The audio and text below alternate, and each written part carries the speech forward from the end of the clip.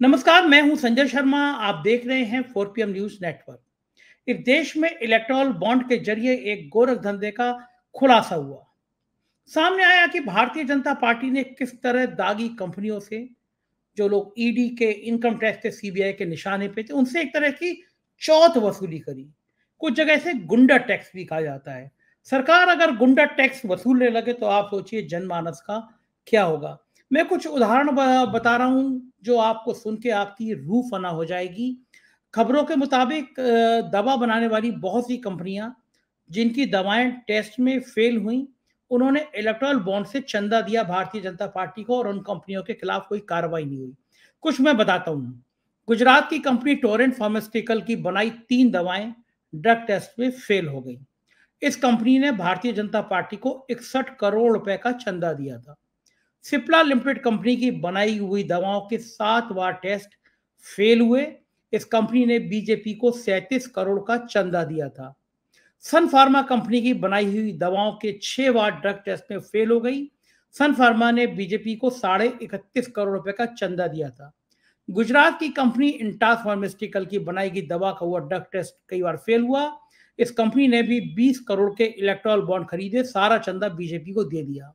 Glenmark pharma company की दवाओं के 6 टेस्ट हुए। इसने लगभग 10 करोड़ रुपए के इलेक्टोरल बॉन्ड खरीदे और सारा चंदा भारतीय जनता पार्टी को दे दिया।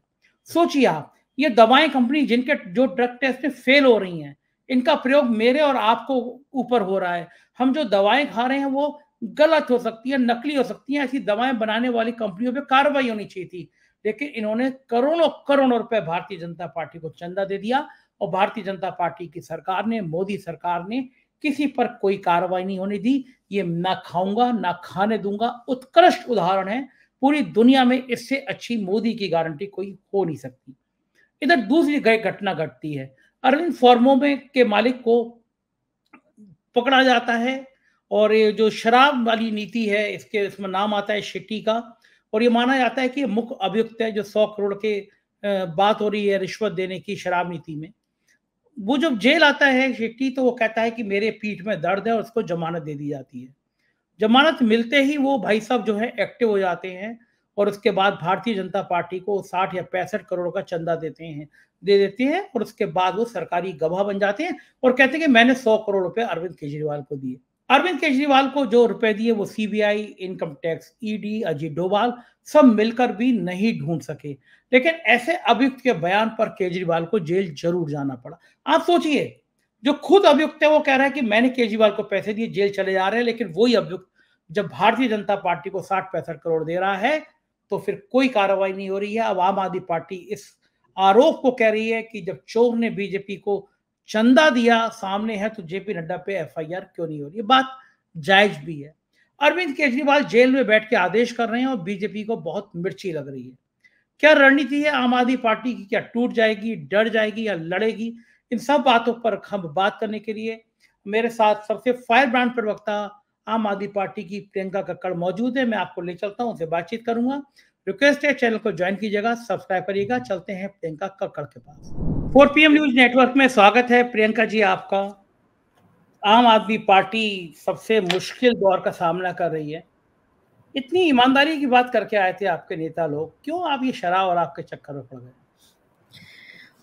सभी को नमस्ते संजय जी। संजय जी, आम आदमी पार्टी का एक एक नेता, एक एक कार्यकर्ता कट्टर ईमानदार है और कट्टर ईमानदार रहेगा।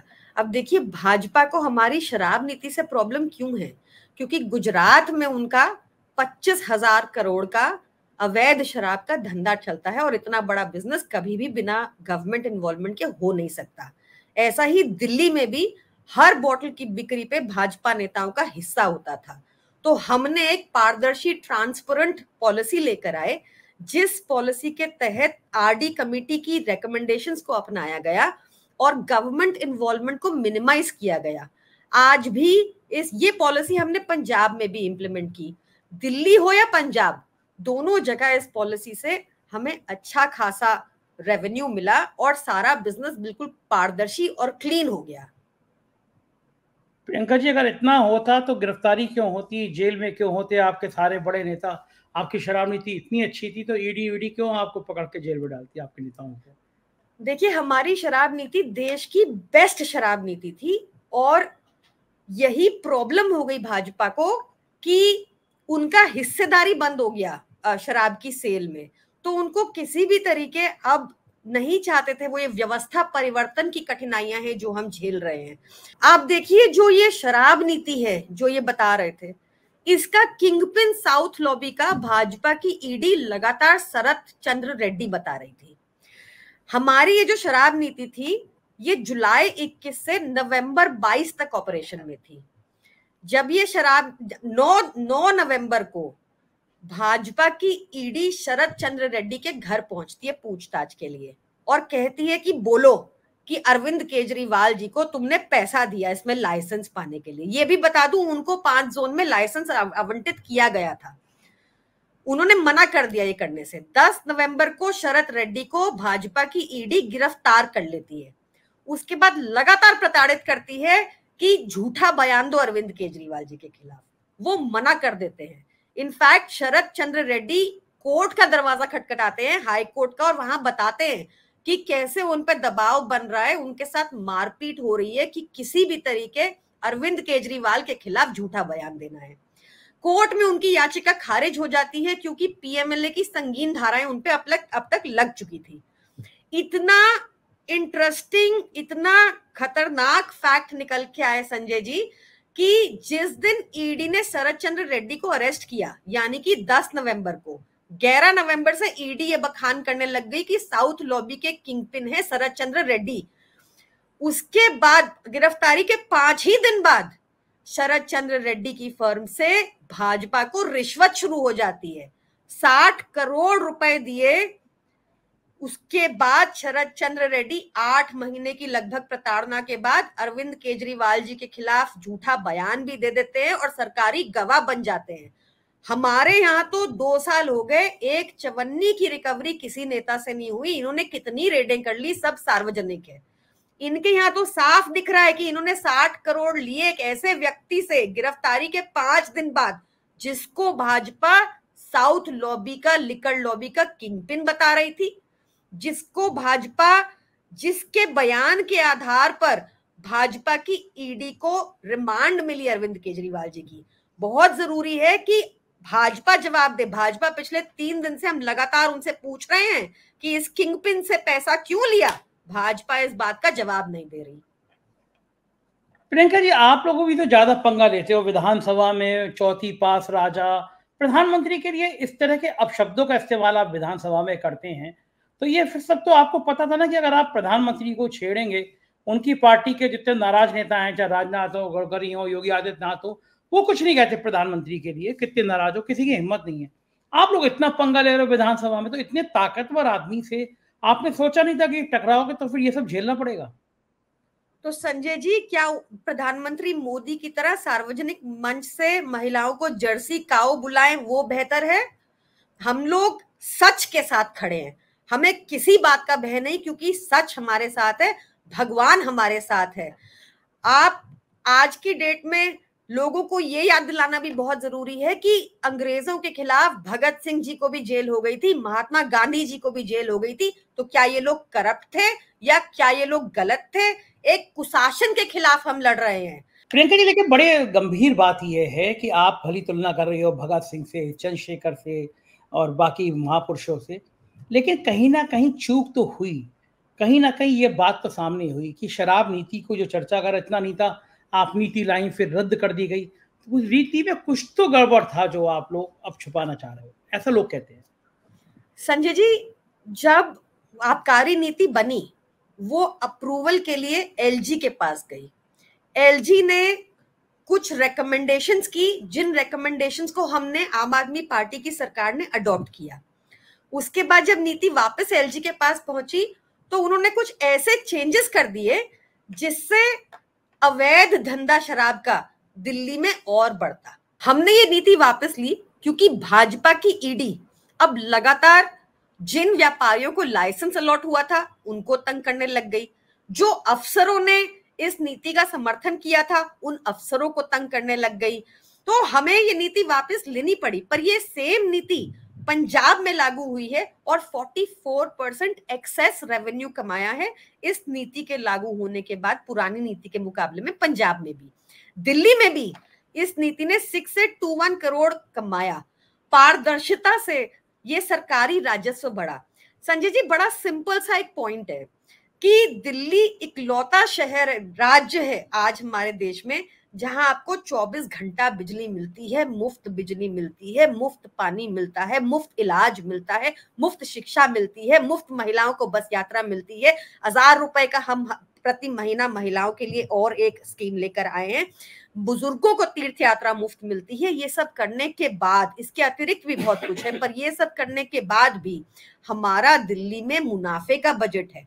भाजपा का कोई राज्य उठा लीजिए, सबके सब लोन पर चल रहे हैं, सबके सब घाटे में है। देश के ऊपर 200 लाख करोड़ का कर्जा चढ़ गया है। तो आप खुद ही सोचिए कि एक सरकार जिसका बजट मुनाफे में है, इतनी स्कीम्स देने के बाद भी वो अपनी जेब में पैसा नहीं भरती, तभी तो मुनाफे में है। और दूसरी तरफ है भाजपा की सरकार, जहां चलाते हैं वो अवैध शराब के धंधों का बिजनेस, जहां सारे उनके स्टेट्स लॉसेस में है। वो इसलिए क्योंकि सब में भाजपा की इन्वॉल्वमेंट है और वो अपने जेब में पैसा डालते हैं। ठीक है प्रियंका जी, शराब नीति के का जो ये हश्र हुआ, आपके नेता जेल में गए, लेकिन आप लोग मौके का फायदा उठाना बहुत जानते हैं, अच्छी तरह से जानते हैं। मैं देख रहा हूँ आपकी डीपी में भी केजरीवाल की फोटो लगी है, किसी इच्छुक के पीछे खड़े हैं, सबकी डीपी बदलवा दी। एक सहानुभूति का कार्ड खेल रहे हैं आप लोग। क्या ये सहानुभूति का कार्ड कामयाब हो पाएगा दिल्ली लोकसभा चुनाव में? संजय जी, हम लोग जो हैं बड़े पारदर्शिता तरीके से हम लोग अपनी जनता के साथ शेयर करते हैं। चाहे वो ये आबकारी नीति हो, इसको भी हमने शेयर किया और 15,000 लगभग ईमेल आए थे स्टेक होल्डर्स के। हम लोग शुरू से बता रहे हैं कि कैसे ये पूरा एक षड्यंत्र रचा जा रहा है जिससे अरविंद केजरीवाल जी को बदनाम करने की कोशिश की जा रही है। हम लोग कट्टर ईमानदार लोग हैं और आज जनता ये समझ रही है। हम कोई सिंपैथी कार्ड नहीं खेलते, पर जनता समझ रही है कि जिस इंसान को भाजपा की ईडी साउथ लॉबी का किंगपिन बुलाती रही, उसके अरेस्ट होने के बाद किस बेसिस पे भाजपा को 60 करोड़ रुपया मिला, उस पैसा मिलने के बाद उनकी बेल कैसे हो गई, वो सरकारी गवाह कैसे बन गए, कैसे उन्होंने पहले मना कर देने के बाद कि वो अरविंद केजरीवाल के खिलाफ कोई झूठा बयान नहीं देंगे और कोर्ट भी चले गए, कैसे 60 करोड़ देने के बाद झूठा बयान भी हुआ, जिस बयान के आधार पर अरविंद केजरीवाल जी को कस्टडी मिली। तो लोग समझ रहे हैं ये बंगारू लक्ष्मण की पार्टी है, ऊपर से नीचे तक भ्रष्टाचार में डूबी हुई है। और जो हमारी मनी ट्रेल ढूंढ रहे थे 2 साल से, जहां एक चवन्नी की रिकवरी नहीं हुई हमारे किसी नेता के यहां से, अब तो साफ प्रमाण दिख रहा है कि इस भ्रष्टाचारी पार्टी ने शरद चंद्र रेड्डी से 60 करोड़ लिए और तब जाके उनको सरकारी गवाह बनाया, बेल दी, हमारे खिलाफ बयान दिलाया। आज तक एक प्रमाण नहीं मिला इनको हमारी आबकारी नीति में भ्रष्टाचार का, बस कहानी है। संजय जी, एक चीज और है, अगर ये नीति गलत है, अगर इस नीति में भ्रष्टाचार हुआ है तो सिग्नेचर एलजी के थे, सिग्नेचर लॉ सेक्रेटरी के भी थे, सिग्नेचर फाइनेंस सेक्रेटरी के भी थे। ये भाजपा के लोग हैं तो इनको क्यों छोड़ा गया? इनको भी बनाइए पार्टी। ये 60 करोड़ इन्हीं के यहाँ गया क्या जो इनको छोड़ दिया? तो बनाइए पार्टी, पता कीजिए। संजय जी, मैं आपको आश्वस्त करती हूं, आम आदमी पार्टी का एक एक सिपाही, एक एक नेता कट्टर ईमानदार है। हम लोग डट के कहने में ये ठीक है कि आप कह रही है कट्टर ईमानदार है, लेकिन आज मैं देख रहा था आज तक जैसा चैनल जिसपे आप कई बार जाती रहती हैं, वो तो शो कर रहे थे, वो दिखा रहे थे कि कट्टर ईमानदार हूं, अरविंद केजरीवाल का बयान, और फिर उसके बाद वो आपके ऊपर तीखे तीखे हमले कर रहे थे कि आप लोग तो भ्रष्टाचार की गंगोत्री हैं। तो ये देश की मेन स्ट्रीम मीडिया है, आप भरी उसकी कितनी स्तुति करती हो, वहां जाते हो आप लोग, लेकिन वो तो आपकी सब बैंड पे जा रहा है, तो वो क्यों नहीं समझ पा रहा आपकी बात? देखिए, अब मुझे नहीं पता उनके ऊपर किस तरह के दबाव हैं कि कम से कम यही पूछ लें भाजपा से कि शरद चंद्र रेड्डी, जिसको आप बुलाते थे किंगपिन, मास्टरमाइंड, ये शराब साउथ लॉबी का मास्टरमाइंड और किंगपिन, उससे आपने अरेस्ट होने के बाद 60 करोड़ रुपया क्यों लिया? ये आपसे आशा करते हैं कि आप भाजपा से ये जरूर सवाल पूछेंगे, और आज नहीं तो कल हर जगह ये सवाल जरूर चलेगा और भाजपा को इसका जवाब देना ही पड़ेगा। अच्छा प्रियंका जी, आप जो हैं सुप्रीम कोर्ट की लॉयर भी हैं, इसलिए आप अपनी बात बहुत अच्छी तरह से प्रस्तुत भी कर देती हैं। मुझे बताइए कि जो दिल्ली की लोकसभा सीटें हैं जितनी, इस बार क्या वहाँ के जो मतदाता हैं उनके मन में ये बात आ रही है कि दिल्ली में आप लोगों ने अच्छा काम किया, जैसा आप लोग दावा करते हैं, तो आपके पक्ष में कुछ ज़्यादा सहानुभूति? क्योंकि मैं कुछ दिन पहले एबीपी पे सी वोटर का सर्वे आया था, तो मैं उसको देख रहा था। उसमें दिखाया गया कि अरविंद केजरीवाल की गिरफ्तारी के बाद लोगों की सहानुभूति बढ़ी है आपकी पार्टी से। आपको लगता है कि इसका तात्कालिक लाभ आपको लोकसभा चुनाव में मिलेगा? संजय जी, इसका जवाब तो बड़ा स्पष्ट है। देखिए कि 3 बार एक भारी बहुमत से देश के एक बहुत ही लोकप्रिय मुख्यमंत्री अरविंद केजरीवाल जी को दिल्ली की जनता ने जिताया। 15 साल का जो मिसरूल था एमसीडी में भाजपा का, आपको याद होगा भाजपा ने कितनी कोशिश कर ली वो चुनाव पोस्टपोन करने की, पर फिर भी 15 साल के मिसरूल के अगेंस्ट भी भाजपा को उखाड़ फेंका दिल्ली वालों ने। दिल्ली छोड़िए, गुजरात जैसी जगह में हम 35 जगहों पर सेकंड आए, हम 5 विधायक जीते और लगभग 14% हमारा वोट शेयर आया। तो तब से मोदी जी को बहुत ही परेशानी हो गई है और वो किसी भी तरीके दिल्ली पे कब्जाना चाहते हैं। पहले सुप्रीम कोर्ट का अध्यादेश लाकर ऑर्डर पलट देते हैं, आपको याद होगा, सर्विसेज वाला। और जनता ये देख रही है, जनता समझदार है, जनता को दिख रहा है कि कैसे लगातार वो 2015 से ही अरविंद केजरीवाल जी के पीछे पड़े हुए हैं। कभी हमारे विधायकों को अरेस्ट कर लेते हैं, एक बार तो 22 को डिस्क्वालीफाई कर लिया, कभी कोई स्कैम बोलते, कभी कोई स्कैम, बट एक चवन्नी नहीं मिलती। बस प्रॉब्लम इतनी सी है, कोर्ट से तो हम साफ होके आएंगे ही, प्रॉब्लम इतनी सी है कि कोर्ट में थोड़ा टाइम लग जाता है, पर वहां भी देर जरूर है, अंधेर नहीं है। जैसे अभी आपने देखा चंडीगढ़ मेयर इलेक्शन में क्या हुआ, जैसे आपने देखा कैसे लगातार फटकार पड़ रही है भाजपा को कि क्यों तुम्हारे तमिलनाडु के गवर्नर, क्यों तुम्हारे केरला के गवर्नर, क्यों तुम्हारे पंजाब के गवर्नर एक चुनी हुई सरकार के कामों में लगातार बाधा डालते हैं।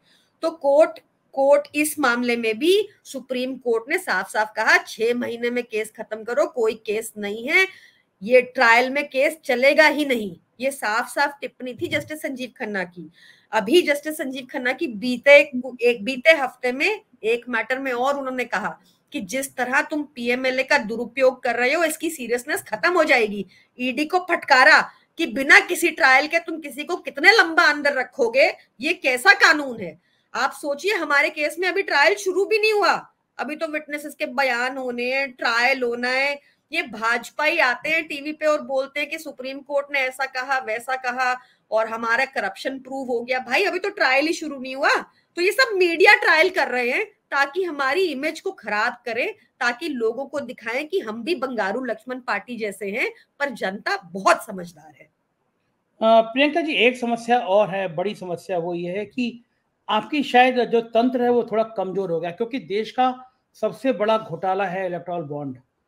तो आदमी को समझना चाहिए कि देश में अब तक का ये सत्ताधारी पार्टी का ये स्कैंडल है, जिसमें शराब वाले, जैसे आपने बताया कि एक आदमी को गिरफ्तार किया जाता है ईडी में, वो व्यक्ति कहता है मेरी पीठ में दर्द है, तुरंत जमानत दे दी जाती है, फिर उससे तुरंत बाद जमानत से छूटने के बाद वो 60 करोड़ रुपए दान देता है और वो सरकारी गवाह बन जाता है। उसकी गवाही पे अरविंद केजरीवाल वो सब लोग जेल चले जाते हैं।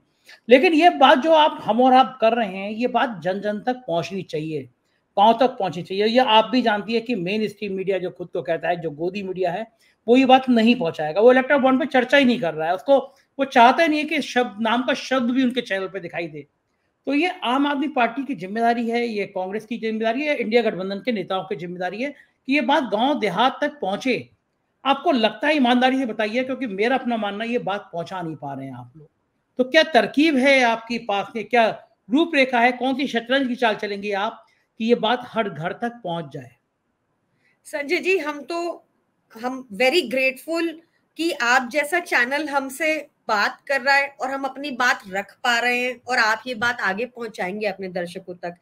मैं तो और भी देख रही थी, ये तो हमारा शरद चंद्र रेड्डी का केस तो साफ इस्टेब्लिश होता है कि इनसे रिश्वत ली, उनके अरेस्ट होने के बाद 60 करोड़ की, उसके बाद ये बेल हो गई इनकी, उसके बाद ये सरकारी गवाह बन गए और आपने ठीक कहा, बेल भी कमर दर्द के बहाने पर ही मिल गई इनको। ऐसा ही पता चला है कि भाजपा ने इलेक्टोरल बॉन्ड से पैसा लेकर कंपनियों के फेवर में कानून तक बदल दिए संजय जी। ये बहुत ही खतरनाक बात है, ये बहुत ही चिंता का विषय है।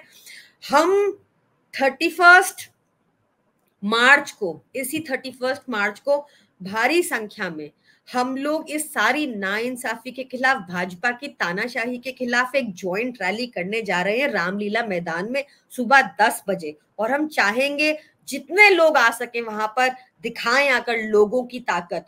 हम लोगों को अपनी ताकत वापस लेने की जरूरत है। We the people of India, we हम डेमोक्रेसी लोगों से बनती है, इस तानाशाही से नहीं। और हम आशा करते हैं कि हमारी बात लोगों तक पहुंचे और इस बार एक तानाशाह सरकार को उखाड़ फेंके जो देश के लिए बेहद खतरनाक हो चुकी है। बहुत बहुत शुक्रिया प्रियंका जी, आपकी रैली सफल हो, आपका जोश बना रहे, आप ईमानदारी की बात करते रहे, ये शुभकामनाएं। बहुत बहुत धन्यवाद हमें समय देने के लिए। Thank you Sanjay ji. तो ये थी प्रियंका कक्कड़। आपने देखा कि किस तरह ये आरोप लगा रही थी भारतीय जनता पार्टी के ऊपर, और गंभीर आरोप लगा रही थी। मैं चाहता हूं कि आप अपनी राय, अपना कमेंट बताइए कि ये बातचीत आपको कैसी लगी। शुक्रिया, थैंक यू।